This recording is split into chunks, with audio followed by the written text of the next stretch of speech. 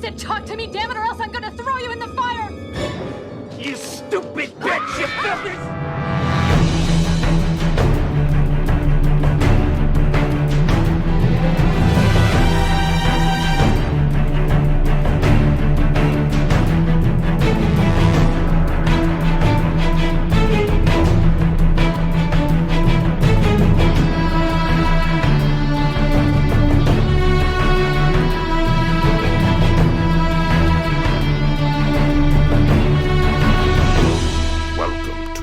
Flyover State of Fear. Welcome back to Flyover State of Fear. Brian, how are you? I see you making some faces back from WrestleMania watch. I'm a mad dog. Yeah, that movie. We'll get into it, but yeah, it's a mad dog. That's Saint Bernard. We're talking Cujo today. But before we get what if Beethoven, but not nice? Kind of. Yeah. Beethoven like late 80s, early 90s? Yeah, I don't know if the timeline fits if this dog actor could have been Beethoven. I didn't look it up. You know who I also thought maybe the dog actors there were like used 4 dogs and a couple animatronics. There was a couple shots where I was getting that Sandlot vibe, like when the dog like catches the ball and it's like clearly a big fake head. There's a couple of times where people are tussling with Cujo in this movie, and they do a good job of shooting it close enough that it's not real bad. It's pretty good. No, it's pretty good. But there were definitely just a few shots where I was like, "Ooh, Sandlot is." Definitely not the Beethoven dog, because it's about a decade later. Yeah. But no, I also for Brendan I was like, is it the Sandlot dog too? Even though it's not quite the same type of dog. Same slobber. It looked good. It was pretty affordable, and usually when things are affordable, I just get the Blu-ray. I got that like with that fancy that fancy brand, Kino Lorber. Which one is it? Oh, I don't know. Kino Lorber. They're like one of the more. They're like a. Oh no, I'm not as familiar with them. They way I recognize them. Yeah, they're becoming, I think, a bit bigger, like an Arrow kind of. Okay. Place. Okay. Oh, the disc is in there. What they're known for is like the spine is they all have that same font. Oh, okay, I gotcha. But so if you had them all on your shelf, they would look very uniform. Yeah, the KL with I have this, and like CB4 was a Kino release. Like, so anyway, the Kino Lorber thing looked good. Yeah, I just have an old. I just was watching on an old DVD. Yeah, taking it back, take it to the streets. Artisan video, baby.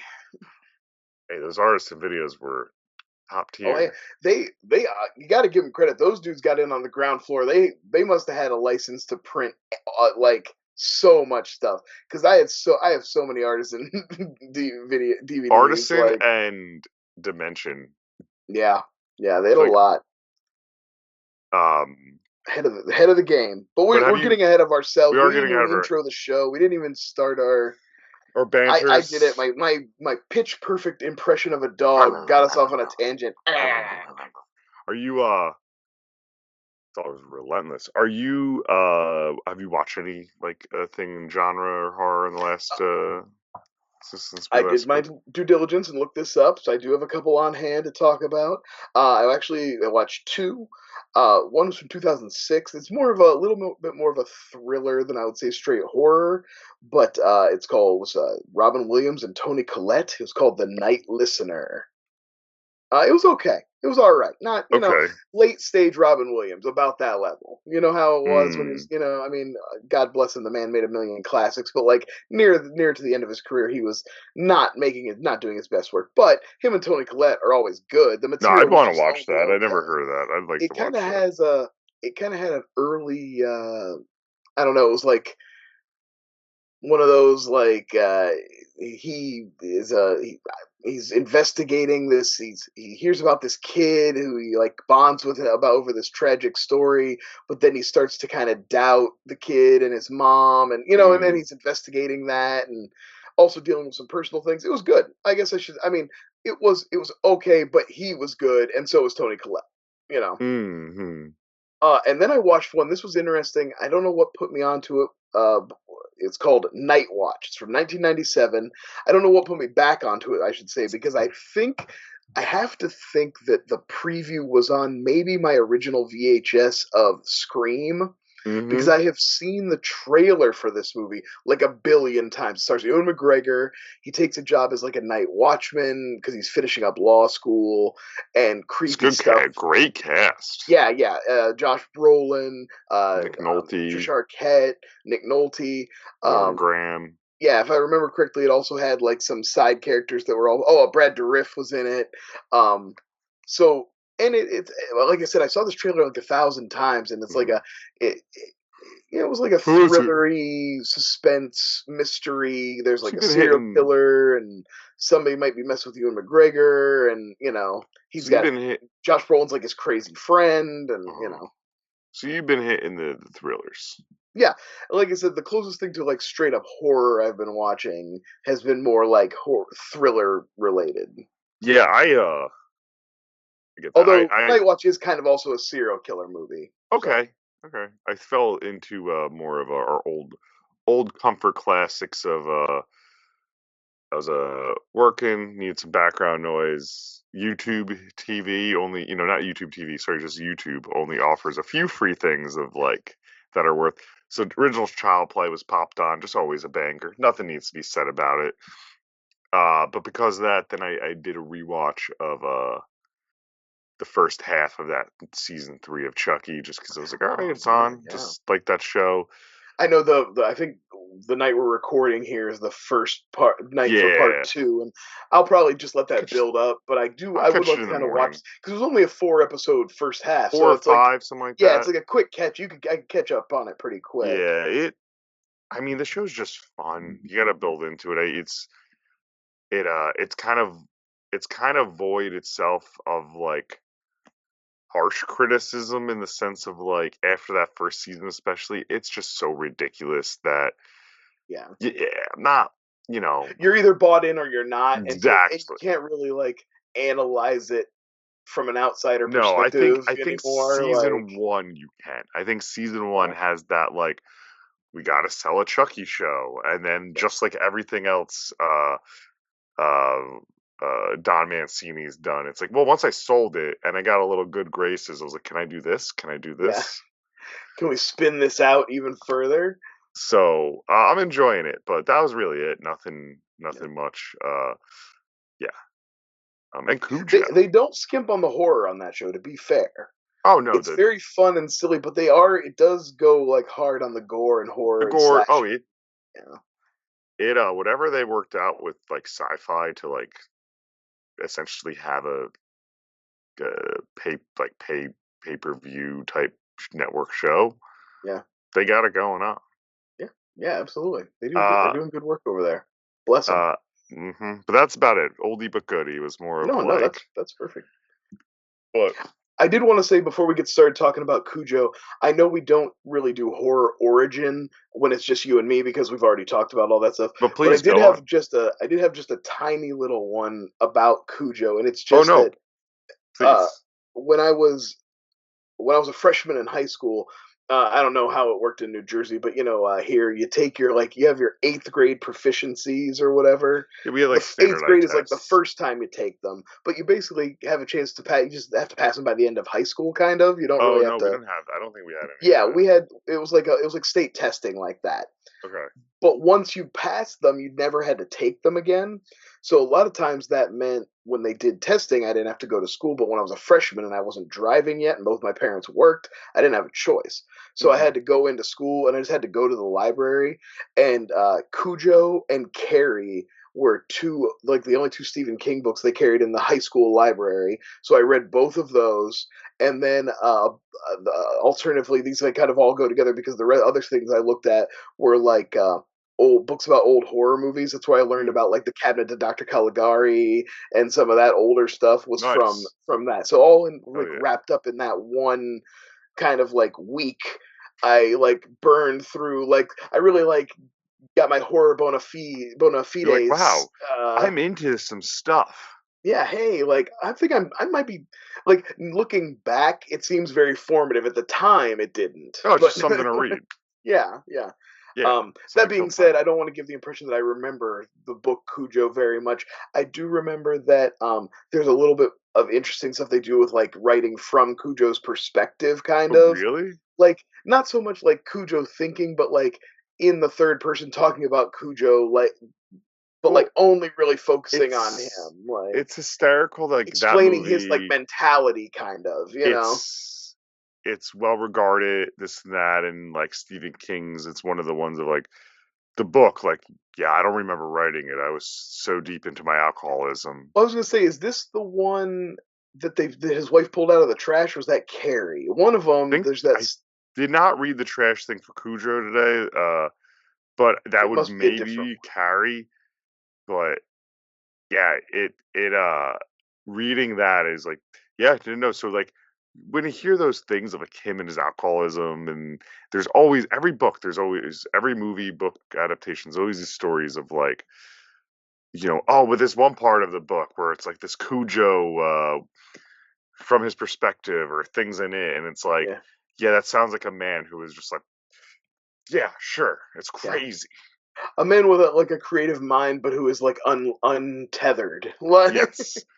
I always remembered this story from, so we had the book floating around my house, well, but it was like one of his really big, her first really big hits. It was like a yeah, huge big book. So I but think maybe we had a copy at my house I too. don't think anyone read it in my, it was one of those weird ones where like early when he was like a Did middle your school, family have a copy of Helter Skelter too? no, So many people I know had their parents had Helter Skelter on the, maybe, I don't, books from the '70s that were popular. yeah, no, my parent, like, I think it was my brother's, like he was like a middle school or something like that, and I mean, he's not in horror movies like us, but at the time, it was like there's some scary movies, and it was, Yeah. early on, it's like Stephen King's very, I think, formidable for like Oh parents of yeah. that age, especially, were like, watch The Shine, like, oh, my Well, kids, and you gotta imagine this is probably the era that the It TV series has like just been on in the last yeah, year or give two. it Like, a few years of that. So I remember, I think like Steve bought the book, probably didn't read it,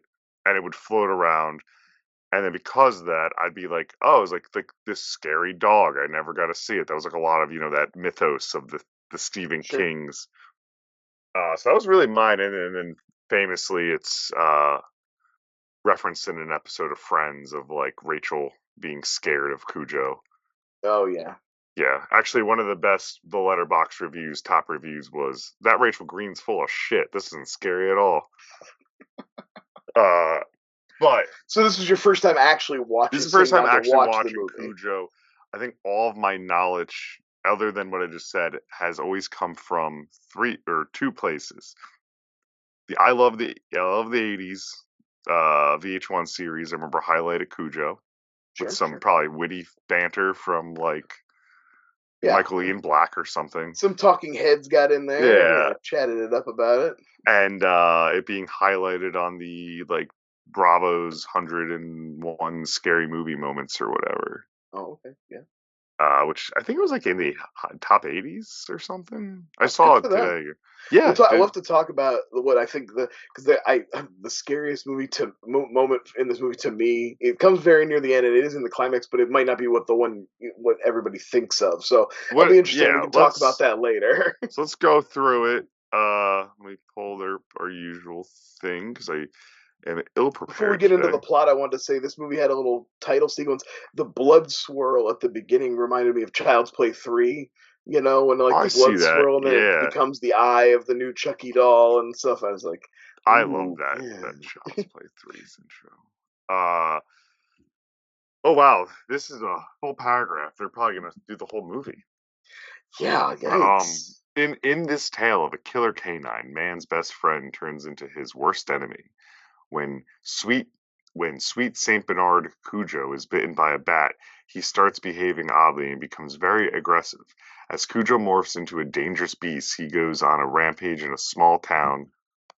Stay at home, I was to say, mom. not really a small town. More It's like more of just like one ranch. he's really around one house. Yeah. And he goes like to the neighbor.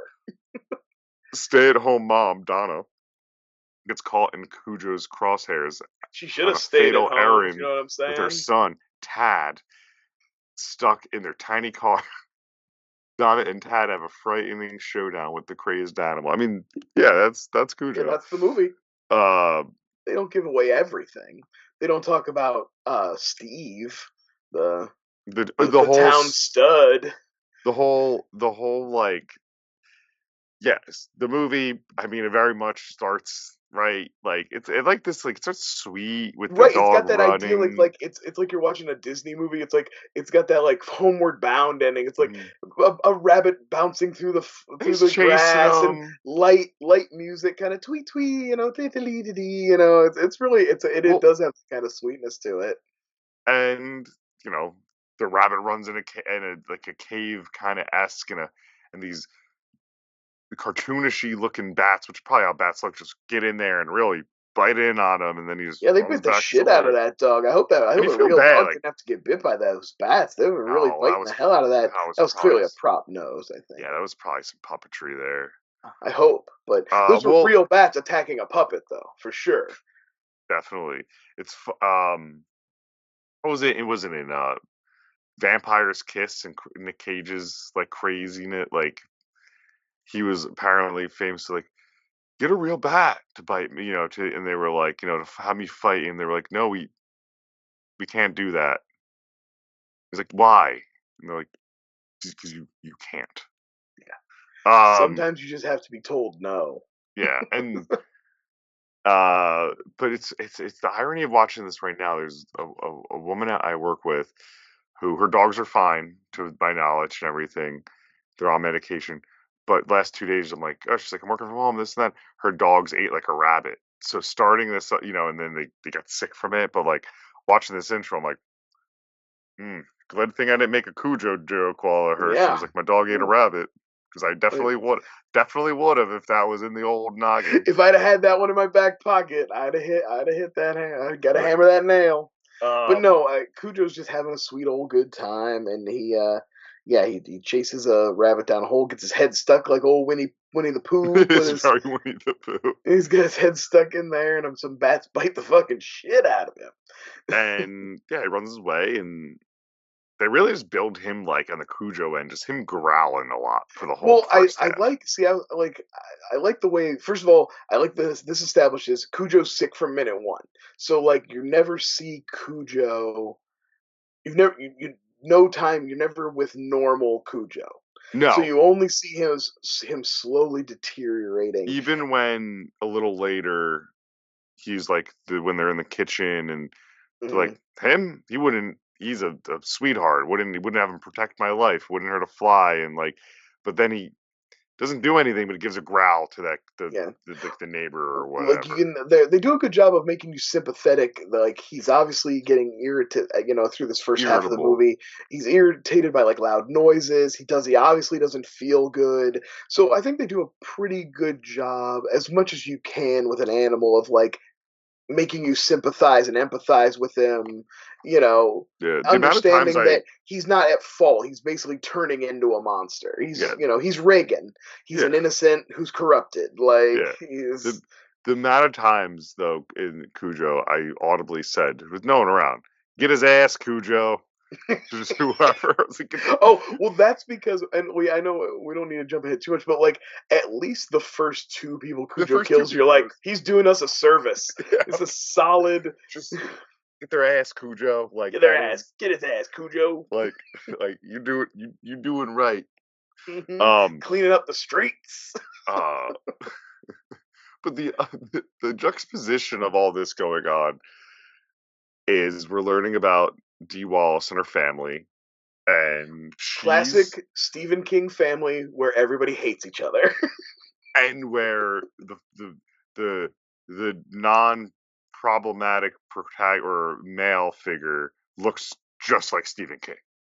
Yeah, yeah. I mean, well, Stephen King was never this handsome, but No. I meant the like the beard and the glass. Like he's oh, dressed like I should say not looks like dressed to be like Stephen King. Like there's a Yeah. few movies where there's a guy with glasses and a beard and has that New England kind of Stephen King look going on. Yeah. No, Stephen King's not a handsome man. Never was. Oh. Also, his opinions on Twitter mean shit because he's like Night Swim. Critics got it wrong, but Yeah, it's that really good. That dude will promote anything. He'll promote anything. Scariest He was movie one of the ever. ones they paid to say The Flash was good too, wasn't he? Mm-hmm. Yeah, see, he'll take a buck. He doesn't give a shit. Scariest movie I ever seen. It's really good and powerful. I cheered. Anyway, but he could write. I was gonna say she's Dee Wallace. We already kind of touched on, but like, just she has to carry the load in this one. But my God, like, what an icon, right? Like, we can't ever say enough about how great Dee Wallace is and how many great performances and how many great movies. Like, what a career. She should also just be like, she should be saying in the same breath as other scream queens, absolutely. because she doesn't. And then you like, I'm full disclosure, I'm looking at her, I'm looking at her discography or filmography right now though, and it's like it's so much horror and it's so much B horror. Yeah. I mean, it's E.T.'s not horror, but like, but it is genre. Like, she did a lot of genre stuff. Let me just name a few that are standing out to me. Stepford Wives, first role. Hills Have Eyes. The Howling. Yep. Cujo. Critters. Popcorn. The Frighteners. Yeah. That's kind of like the first thing I remember Dee Wallace from, and I worked backwards. Yeah, realized the like I know obviously I had seen E.T. before I saw the Frighteners, but like I didn't make that connection, like she was just the mom because I saw E.T. when I was a kid, I just like in E.T., and this is something later. I think I picked it up from like on Spool. It's like I like that the mom is a Coors Banquet drinker or whatever the beer. What kind of beer is he drinking in E.T.? It's like famously, it's just such like a at the time like. I think it's Coors Banquets, if I'm not mistaken. It might, I'm pretty sure it is. Yeah. It's just such like a blue collar thing of this single mother, just like that's what she has in the fridge. Badass. Hell yeah. But because like, and not to get into a thing, but it's like that's coded. She's a working man. Like, you know what I mean? Well, she's the breadwinner. Yeah. She's the man of the house. I like those. Well, we're talking about Dee Wallace though. From what I read today, is like Stephen King also apparently has said too, and they're like, "Oh, what's your favorite performance in any movie? Who's the best actor in any movie you've ever seen of yours?" And it's not Kathy Bates in Misery, which I think would be everyone's number one. Or he goes, "No, it's Dee Wallace. It's Dee Wallace and Cujo." And yeah, I think. If I were to tune into this movie again, that would be why to watch that performance. Yeah, absolutely. You could pretty much jump to the third act. I mean, I love spoilers. I do love Kujo a lot, but like if you were it's a very much a cable movie where you could come in halfway through and be like, oh, I could just catch the end of this. I think when I've seen it is, or like some of it is like TNT or USA in the day. Like this is one they would run.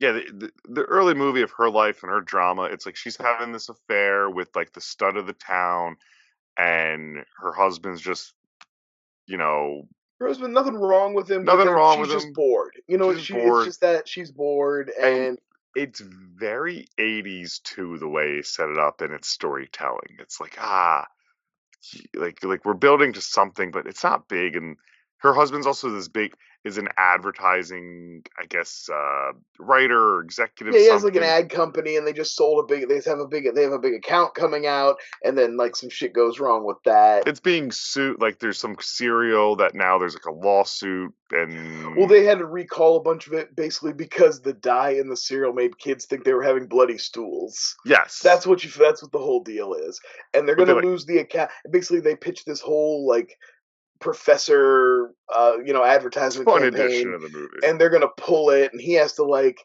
leave. It's basically just the thing to get him out of the way. So and, like, he's send out him of on. there. He's out of the. But also they're having marital issues, so it like adds to that tension before he leaves. So there's like a disconnect. She feels even more alone because even if he was there, there'd be this disconnect between them. Right. Real quick, did you think it was confusing when they cut from him talking to his friend with the beard that they were playing tennis to the guy she was sleeping with also had a beard? I was like, is that the same guy? Like, did she bang his tennis friend? It was very confusing because she wasn't banging the tennis friend. No, it wasn't the same guy. Yeah, okay. No. But I had the same thing. I was like, apparently he's like a handyman they hired to build a table. I think that's the impression you get of how they met, because later he comes back and like drops it off.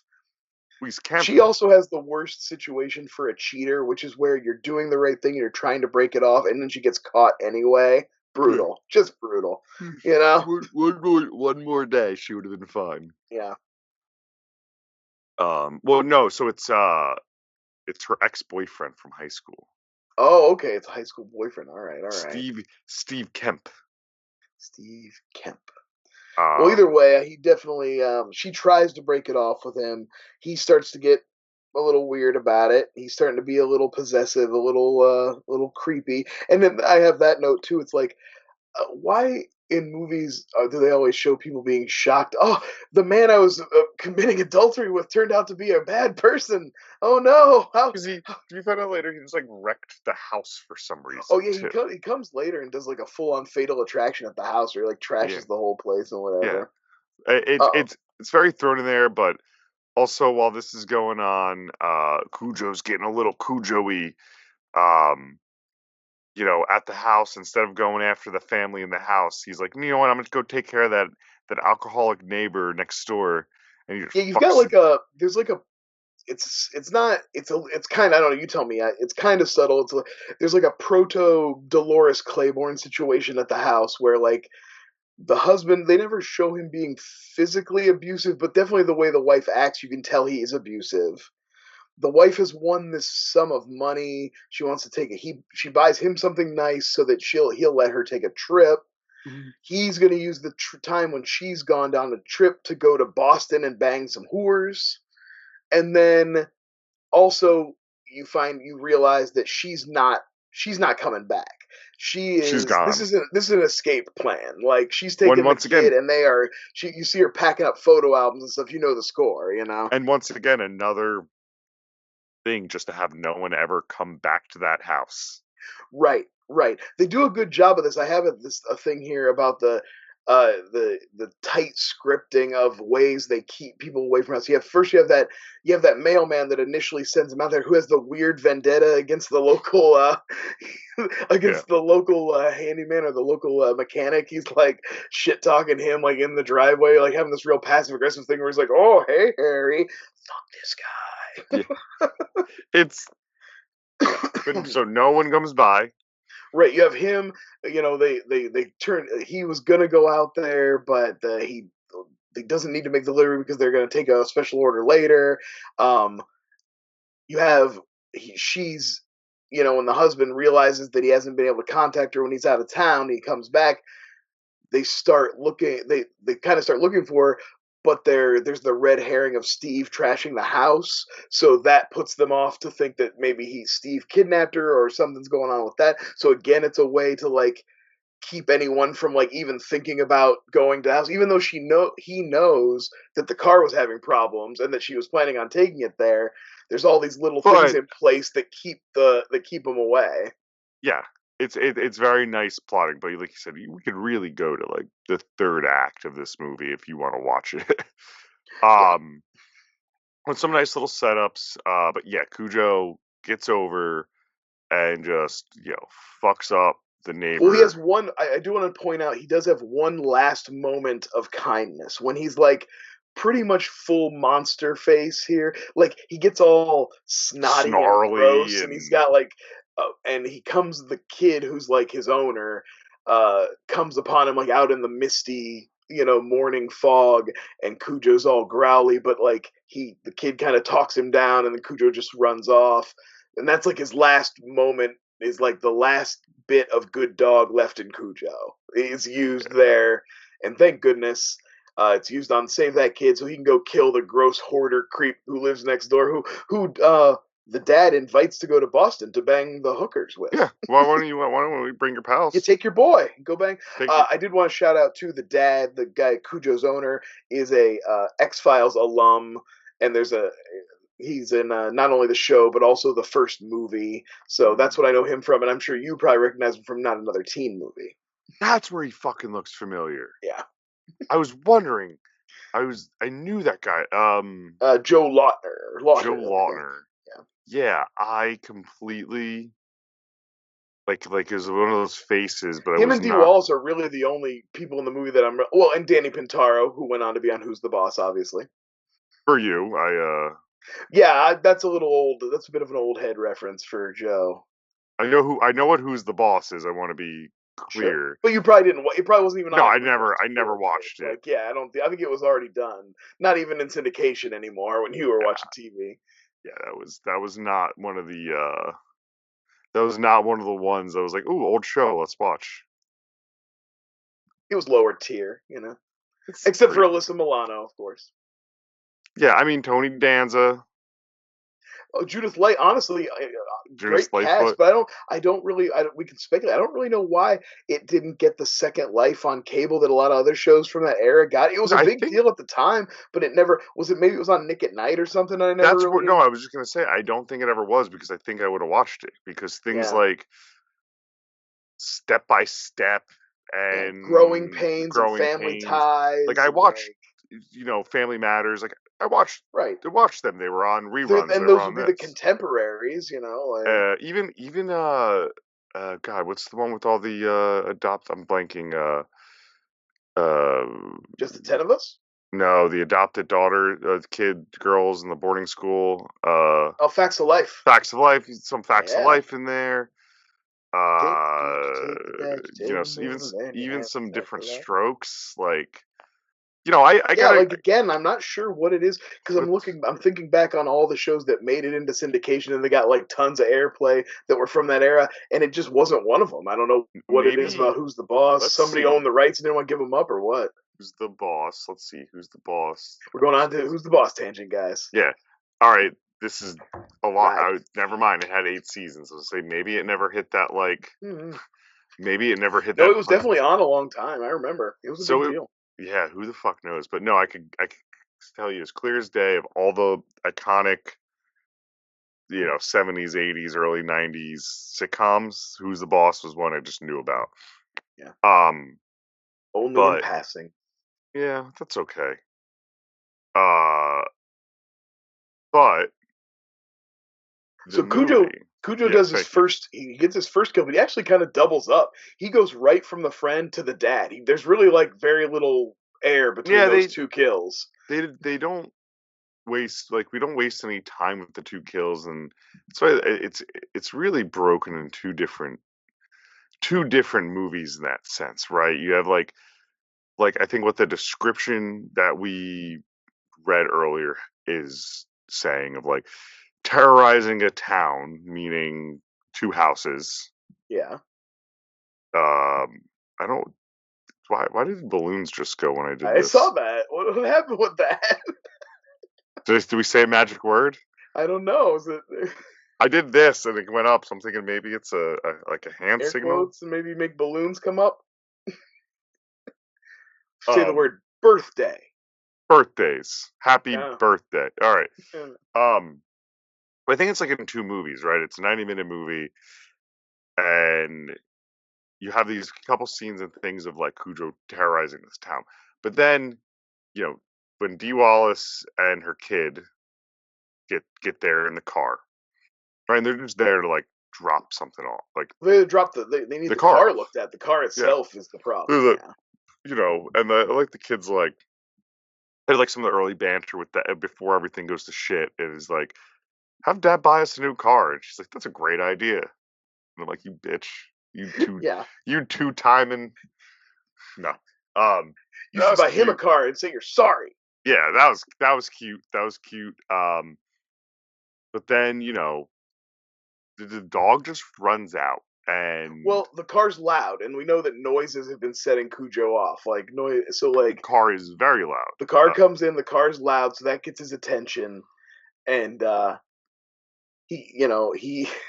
I'll tell you what, man, this car's got some strong windows because that's a big dog, and he's coming through the. I just imagined he was just gonna shatter that glass. They keep going at it, like Yeah. eventually but the heated. I mean, that's like in the weird way to talk about it. It's truly just it's like a boxing match almost. It's just that one punch of a car after another, Yeah. and the car kind of starts up again a little bit. She trucks off, and she has her famous line of "fuck you, dog." Like it's not a Best big deal. acting ever in a Stephen King movie. Yeah, it's like not a big deal at the moment, right? And then it's like, oh no, the car is dead, Yeah. and now once again, movie has to happen. But then Cujo is just watching this thing Oh, I like like a hawk. and he mentions the dog. The when Cujo's early in the movie, when Cujo's still nice enough to be around, and they come to the house, the kid mentions how smart Cujo is. He's like, Cujo's smart, and so I think that translates because like you have her first attempt to get out of the car and like get to the house, Oh, when he's under the and he's hood, under the car looking under it, but then by the time she looks into the car, he's come around behind her. Like that's hunter behavior right there. yeah, That's a smart boy, you he know. has he has one goal, and it's to eat this mother and child. Well, also I do love that they keep up the tension with the phone ringing because the phone every time the phone rings, it sets Cujo off, makes him And crazy, strikes them until and a certain point. he smashes into the side of the car and leaves that huge bloody dent. He's just like ramming into it and biting the handles off. It's awesome. Oh, when he started going for that's one of my favorite visuals of the side of just ripping the handles off then and because even she was so bald, even like this it's right before the get out kind of scene of when she's like, I gotta pee, and she's like, okay, I'll hold the door open. I'd be like, just go in the back seat, it's fine. Yeah, just pee in the back seat. Don't open the door at all. Although from what I once again what I kind of read about it is apparently the scene, the initial scene, like after after the first car attack, Hmm. how she calms the kid down. Apparently, like parent groups and things have like commended that scene because or that way of talking to the kid because they were like, that's absolutely realistic and how like of an overwhelmed kid and how you, Yeah. I guess, as a parent or should do in that situation. Well, we can talk a little bit about Tad. I mean, they establish he's afraid of monsters. Yeah, it's a big His thing. dad does a monster like seance poem every night. It reminds me of the corny one in Halloween 6 that the mom does that always annoys me. Um, but He he is in the writes it down for pantheon. Tad, so you can see Tad like holding onto the piece of paper and stuff. But like the pre-established thing makes when Cujo attacks, obviously Tad freaks out because he Mhm. thinks this monster is now real. This thing I've been afraid of is now real, and it's a good horror trope of like you want to protect your kid, but you also have to deal with your kid. You Yeah, know what I mean? Like they are in the way they are like everything to protect them, but they are also a burden at the same time. They're actually hindering you in protecting them. They're making it harder. Like you're trying to do for them, and they're making it actively harder. And that's a thing that I think is really well used in some horror movies to ratchet tension, and it's realistic. Kids are yeah. difficult. Oh, it's the movie is upsetting. Yeah. Oh, very Like much so. it's a um not only dealing with the dog stuff, the kid stuff. I mean, a little bit later, we have to watch a kid have a seizure. Yeah. And like, yeah, he's like constantly gasping because he's like an asthmatic and he can't get air. So He's he's like, over in heat stroke, and that finally convinces her, like, all right, because now it's what do you say? It's been like a day and a half. yeah, something like that. I don't think she even tries to get out of the car till the second day. No, she doesn't try to get out of the car And until the second day. when she gets out of the car, we didn't talk about it. He fucks her up so bad. And I mean, he bites her so many times. And I'm like, at this point, like the dad's coming home, but I just don't, you know, rabies is a serious deal. Like, if she contracts the virus, that's it. Like, the only Oh, way, she there's no she cure for rabies. The only way they ever stop rabies is like catching it before you actually get the virus. If you get the virus, you die of it. Oh, wait, really? Yeah. I thought like you go get a shot. If you get bit by something, you get a shot. You go get those shots because they're like super strong antivirals that are meant to stop the virus from taking hold.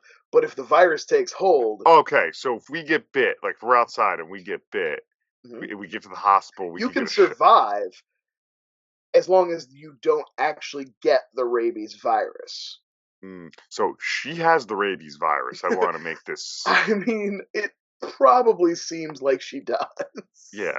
Well, You don't necessarily 100% get rabies from being bitten by an animal with rabies. You can't, that's not like, it's not like a zombie bite where you 100% turn into a zombie if you get bit by a zombie. but your But probability is she got higher than bit a lot of times. a lot of blood She was floating really around. gross and dirty.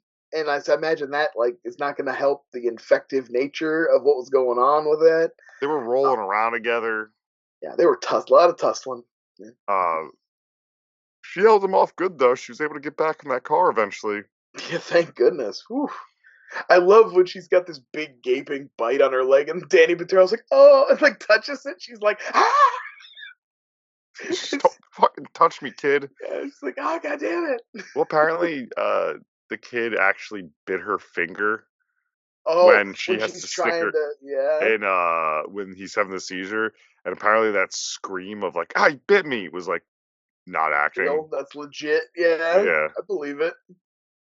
Um. Yeah. I mean, and then yeah, at the same time, this is also a classic Stephen King. The husband has a fever dream of the affair and the dog attack at the same time. Yeah, Um. And he's like, "Oh, I gotta go." And they're like, but I love that's what sets him off. Not the fact that he hasn't been able. It's not till he's questioned about it that he's like, "She hasn't answered the phone in 2 days." That didn't set you off.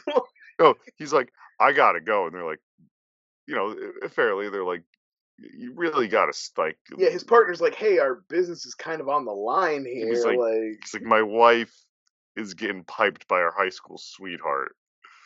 I gotta she's go." getting dick And down. she's not calling me back. Which I would be paranoid too. But he drives home. That place is trashed. Right, we talk about in the interim, Yeah, Steve has trashed Fatal and Attraction up the place, cut up all the pillows and shit. and it's so classic in the Stephen King because like then we have to involve new characters of the police who are like now the detective story about the case. The main detective is another X-Files guy. Would be remiss not to Of point course, of out course, of that course. he's in season one. He plays Deep Throat, who is like the guy who gives. He's Deep Throat. Yeah, he's the X-Files version of Deep No, Throat. I know the season. I know. Yeah. Yeah, Season one, yeah, he's Deep Throat. yeah. That was the big overarching He's story in like the season one. main like information source in that first season. Then he ends up getting killed. Yeah. Yes. Did not know that. But yeah, classic Steven. We have these cops that we're just throwing them in there at this point for story purposes. Like, any Well, because steps? we didn't kill off the mailman, we have to get another body in here. We got to get the body count up, so the cop has to go out to the farm. Sends out a farm. Cop eats it. Well, they do investigate Steve, and like, because it seems like maybe it's Steve, but like the cop clears him, and it's like, nah, yeah, I believe him. I don't think he did anything. So then they finally get around to sending the other cop, uh, out to the farm, and yeah, I mean, it goes about as you would expect, really. He he couldn't get a shot off. Cujo blindsides him. He doesn't get his gun out in time. Um, Mm-hmm. Dee Wallace tries to like distract Cujo and save it, but the guy doesn't really take the opportunity to get his ass up off the ground and like get somewhere. He just kind of lays there, and then like the next time you just notice Cujo in the background, just like just like ravaging dude. I was like, But Cujo should be like like he should be satisfied with the whole body, you know, for a while. but I don't think he's eating. I think he's just killing. He's just killing one track mind. Because basically it's just that thing of like, everything's irritating him, everything makes him angry, so he just attacks you know what I mean? Like, so anything that comes Doesn't around take him, he any attacks it. naps. No naps. He's no naps. We're getting ready for the final confrontation. You know, Dee Yeah. Wallace gets in desperation mode. Tad's She needs asthma. water. He's like she says it, she's like, I'm watching him die. He's laying here. Dying I'm of just gonna hydration. watch him. He can't breathe. He's over. He's just heat stroke. So she's gonna like. There's a bat out there. She's gonna try to get to it and fight Cujo. Get to the house. She knows there's a working phone in the house. She's gonna get to the house. This is where we have what I consider to be the scariest scene of the movie, the scariest moment of the movie. And it is when she gets out and she's looking around, and then Cujo comes out from under the porch. That And freaked me out. he's between her and the house. She didn't know where he was, and she thought she maybe could get to the house while he was wherever he was. And then you realize, once she's outside the car, that he's right there. He's like right under the porch, and he just steps out and stands there. And it's just very scary to me. No, that's more so what is considered on the lists in this. It's the jump scare of the left of the window, like, you know, on the passenger side, right, where he comes up for Yeah. the second time, I would say. But what you're saying, that's more viscerally scary, of like, Right. this beast is in your way, you know what he's capable of, Yeah. and he's just underneath. He's not under the car anymore. He's not in And your eye and the frame. thing is, and maybe you thought you had a chance, you thought you had a shot, but he's right there in your path. Directly where you want to go. And he just comes out, and the way he just comes out with such power and confidence, and is just like, oh, I'm gonna fucking kill you, Dee Wallace. And to be fair, like, they all should have died. In the book, Tad does die. Oh, I want to bring that up. I'll hold off on that. The only reason why he lives in the movie is because Stephen King, apparently it was his one big book regret. Oh yeah. That he was like, I wish we didn't kill Tad off. Tad dies of just straight up dehydration in the book. Yeah. And I just kind of read the blurb a little earlier of the books, like Wikipedia, of how it ends. Yeah. And it's like, Tad already dead of dehydration. You know, the ending, like, fight kind of goes off similar. And then there's a fast forward, and it's like, she recovered from rabies, did her treatment, the marriage survived, and they're in counseling. You know, it's very like, it's a, Yeah, because marriages often survive dead kids. yeah. Oh, that's the number one. And they mourn Tad together. Charity, now working in order to support herself, and Brett gives Brett a new vaccinated puppy. A postscript says the whole Cujo chased the rabbit into was never discovered. It also reminds the reader that Cujo was a good dog who always tried to keep his owners happy, but ravage of rabies drove him to violence. And I think the movie establishes that. Yeah, I think so too. I think we're told Cujo is a good dog, and we're watching a sad circumstance. And apparently, and then again, this is pulled from like IMDb facts or whatever. Cujo's the only famous one, but from like the late 70s, early 80s, there was like a run of like rabbit dog movies, apparently. Oh, yeah. Or like a few like here or there, like you know, it's at its core, it's scarier, you know, than any real monster. Because it's like, oh, this is a thing in a different way can happen. Oh, sure. I think the story, like, if you and I were to sit down and write something like killer dog gets rabies, Cujo, I think or at least I shouldn't say we, start something more normal. It's like family dog gets rabies, you know, family and kid are in danger, but it's their dog. So it's like an Old Yeller situation. Right, where But it's like your beloved family dog has turned on you, yeah. yeah, because that's like I don't know if you read Old Yeller as a kid. I did In not school. know. So we read Old Yeller at school, and then we had to watch the movie. Yeah. You know, and the big thing of that's like this great dog teaching life. But he has to put him down. But at the end of the movie, dog gets rabies, or book, dog gets rabies. Got to take him behind the shed and put him down. forget if the kid has to do it or not. Like, Oh yeah, kid I does think he it. does because you have to be a man and learn a lesson, Yep. and He's my dog. It's my responsibility. That kind of thing. Yeah. yeah. So, like, if that movie was I think the movie or the story like hits like I think it's like exponentially sadder and scarier, but at the same time, the movie Yeah, it's kind of weird. You almost want like, why don't you do it? Like, why don't you have uh Dee Wallace and Tad be the mom and son who were about to or escape? Like, why you have them be the characters who are about to leave, and then they're trapped not by the husband but now by Cujo, their family, their or beloved family dog. Right? It seems like you're missing a or not. beat there. Like, That's what I think's missing there, right? For a horror story, yeah, or I it guess a would just horror be story, more resonant, maybe. Like, or a scene may have been better to add in. I mean, this could be in the book for all I fucking know. Is Dee Wallace and the kid go to the mechanic early on. Oh no, kid, that's not a monster. That's just Cujo. He's a sweet dog. Oh, hi, they kind Cujo. of have, they Plays. do kind of have that scene. No, with the young kid, with Tad.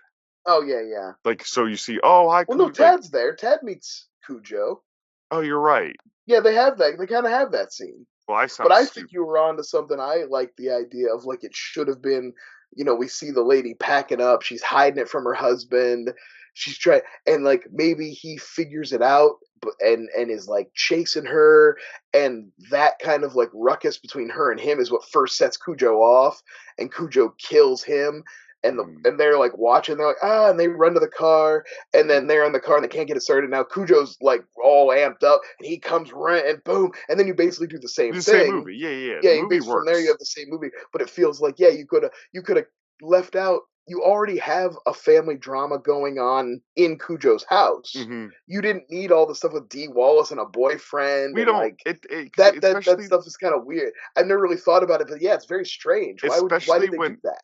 that's my question because Stephen King needs to have a broken marriage, a troubled marriage. But the thing is, they have. I mean, like I said, the implication is there that the I dad's know, but your main abusive, and your main character, like it it because it's one of those things where like by the end of the movie, right? So they're getting up, she fights the dog, fucking breaks in half, kills with a baseball bat, and stabs with the baseball. That doesn't kill him though, because he does Cujo Voorhees through a window at you're the right. end, and then she shoots him. And I like that the husband didn't save her. I like that she saved herself. Okay, so yes, she shoots him. But the husband comes and he's there, and guess what? It's all good at the end of it. We get a nice freeze frame of him walking her out of that nice house with the kid, and blah blah blah. They're hunky dory. Um, where I hit, I think we could have wrote it a little better. I think it could be written a little better The or a only little more thing I can, effective. the only reason I can think of that it's done the way it is because they didn't want they wanted Dee Wallace to kind of be a little unsympathetic when the attack starts. I think is that part of it. Like that Yeah, that's the only reason I can think of to do it like that is to because like if it's a battered wife and then she has to deal with Cujo, it's like she's already a victim. It's like a hat on a hat, I guess. Maybe is it sure. like I Yeah. agree. I agree with you. I like the way we Well, put it together. I'm it's fine kind. with that, but maybe that's because I'm basic and I'm not No, Stephen King. I mean me too. In I guess in its sense self too, right? It's very much just a Jaws story. You know, In a it's way. she's she's Roy Schreider, Mhm. just um kind of left to her own human verse nature machine, and at the end of the day shoots her way out and comes on top. Yeah. And like I Uh said, I do like it would have been you could have seen a scenario where they have the husband show up at the last minute, and like she thought she killed Cujo, but he smashed through the window, and husband shows up at the last minute and saves her. But like I like that they had her, she that would saves have been herself. that That's would have been that's great. lazy and like Oh yeah, that would have sucked. not worth. It would have been such a cheap payoff too, because Well, nothing's like I said, worse. they would undo all the stuff they've done for making us. Like I said, they took her from unsympathetic to sympathetic with Cujo. So like you Yeah, don't want to then steal that away from her at the last minute. You want to leave her with her like moment of glory. hmm definitely. Because again, nothing's worse in a movie like that when you have typically a female character who does all the legwork, does everything, and then the man, typically whether her husband or the cop, comes in and goes, "I took care of it. I know you did everything, and I just had to pull one gun, and we're good now." Movies do that. I'm blanking on the ones that do that, but the ones that do that, it's always like, gosh, I'm watching a movie. I kind of want that hero shot. Like, no Yeah. pun intended. I want that hero shot and that satisfaction of the character.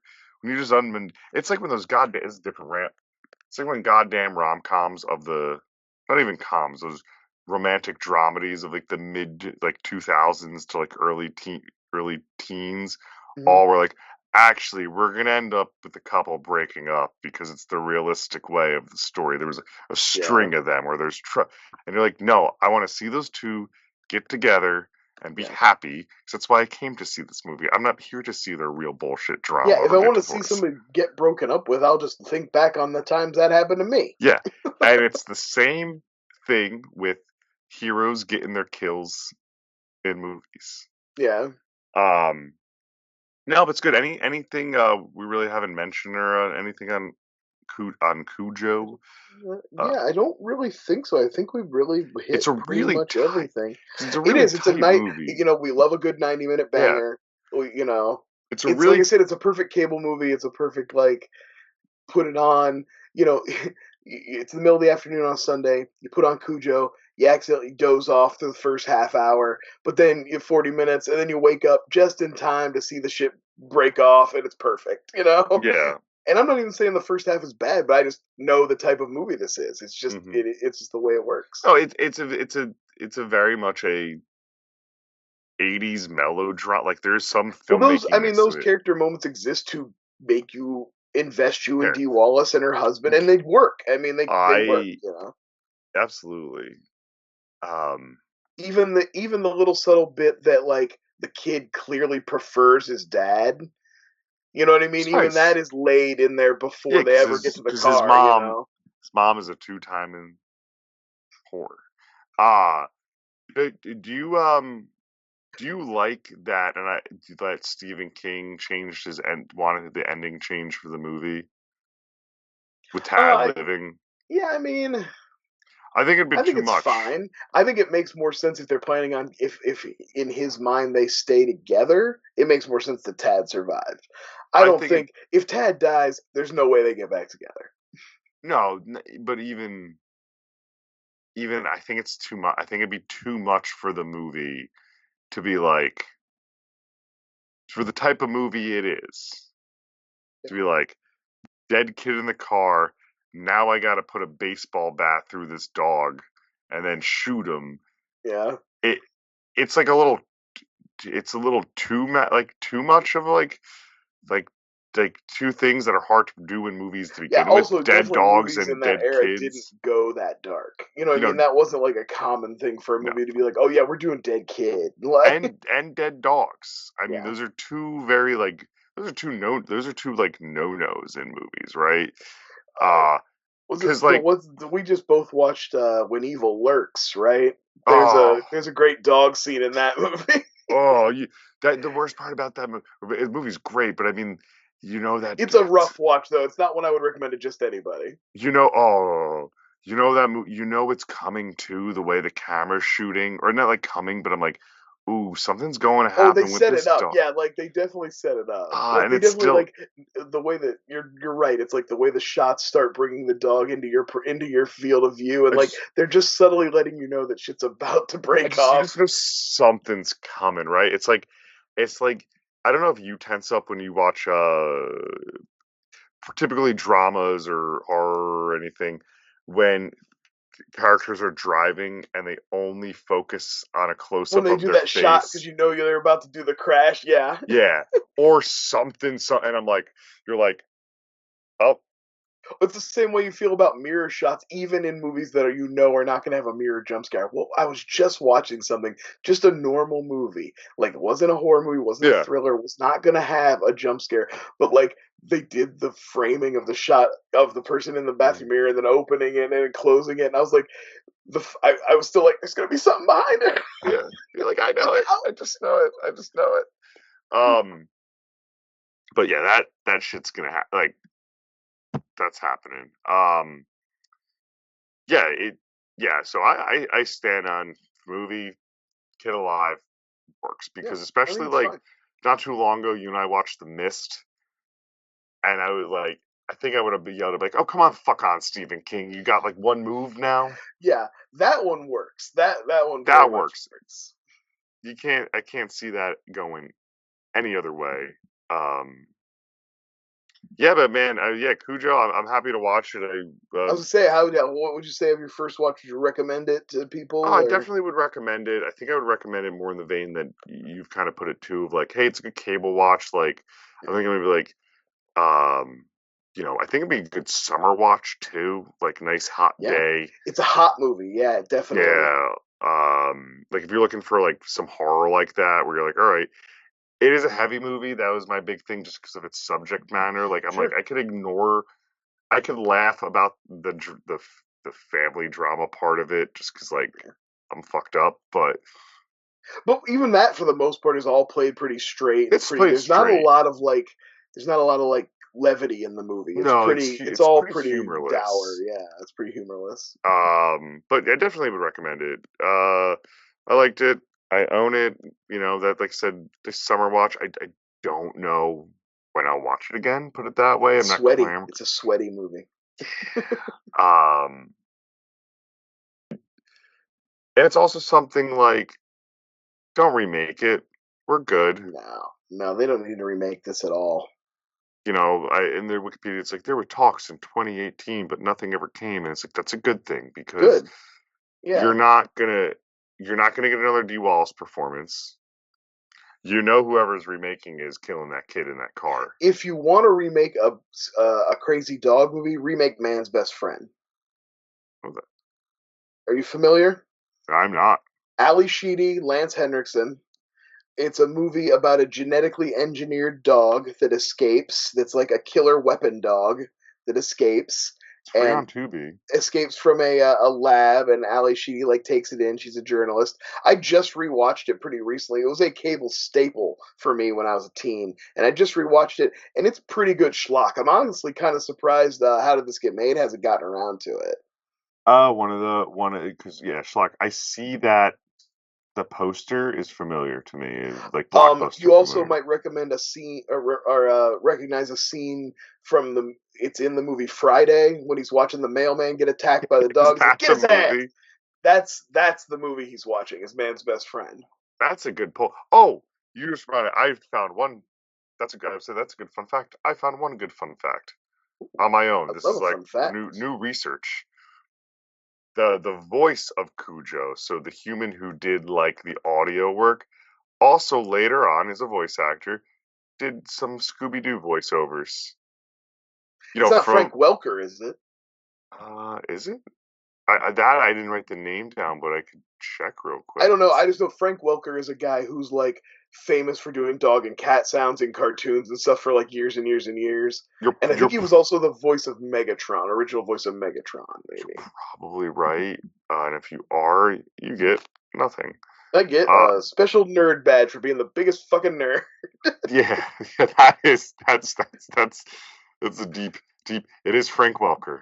Damn, son, come on. So you win. It wasn't even my fun fact. You're like, no, this guy's known for doing dogs. I'm one upping your fun fact. So I was like, wow, I'm story that's topping your fun fact. no, it's fun. Yeah, no, he's straight up did like that's his fourth like One of role. his big specialties is he would do the sound of a dog and a cat fighting, and like Mm, he would do both, all the noise, and like it would sound like he would do like simultaneous noises and mm. stuff. That was one of his big his big Yeah, specialties. makes sense. So like the Lion King, it says lion roars, mouse, additional voice. So Tommy Boy, voice of the deer. I should have read this a little more than That's why I'm just here. That's why we make such a good so team. he did there was like, oh, that's fun. This guy did the Scooby Doo movie Yeah. He's and just like animal voice guy across the and board. and then I saw Scoob 2000, 2020, and I was like, oh, good Good for you, but you fucking you knew Frank Welker. I mean, isn't Frank Welker, is it? Yeah, it is. Oh, that's good. That's good stuff. It's just king nerd shit, baby. I'm on it. Oh. Also, he must have just been doing the voice of Scooby-Doo, by the way, like barks or something, because he's not the roar Shaggy. No, he probably did dog noises. Yeah, so that's not fun. All right, well. Hey, that was a great little bit to end on, though. I think we did a great job. This is a good episode. It was very good, very solid. Everyone, we will return. We have no idea what we're gonna do. No, we have nothing. We haven't talked about it. We haven't thought about it. No, we'll talk in a minute. I think, in honor of you, we should find a good haunted house movie. Oh, you know why we shouldn't do that? Because the man died in the house. Oh, a guy died in my house too. Yeah, but I don't want to move in with that. Like the night, like if you listen to my Conjuring episode, like the day before I moved into my old senior year college apartment, I went to the theaters to go see The Conjuring. Very intense experience. Like the movie really got to me. Go to move in. I'm the first one there out of 5 roommates, alone. It was just beat up, old shit. It was just one long hallway with like wood panels and rooms and freak, you know. So to be quite honest, and to call me a wimp, let's steer away from that. Yeah, maybe we can watch like a comedy of a haunted house, like a bad one or something. But no, we're watching Poltergeist. Oh, actually, I could do that because I'm moving in to not a like developmental home. See, you know, I think if I was moving into we have done Poltergeist on the show before. I was gonna say, and also like it would just force me to reveal the fact that I don't like Poltergeist. Oh, I love Poltergeist. I covered that. No, we own plenty of haunted house movies. Plenty of them. We're not gonna do one. We're not gonna do one. It's okay. Amityville. Ooh, I love Amityville. One of my faves. All right, buddy. It's been great. Let's get out of here. All right. Stay frightful. Bye. Stay frightful. Watch out for your dogs. Spay and neuter them. Yes. Thank you, Bob Barker. Welcome to Flyover State of Fear.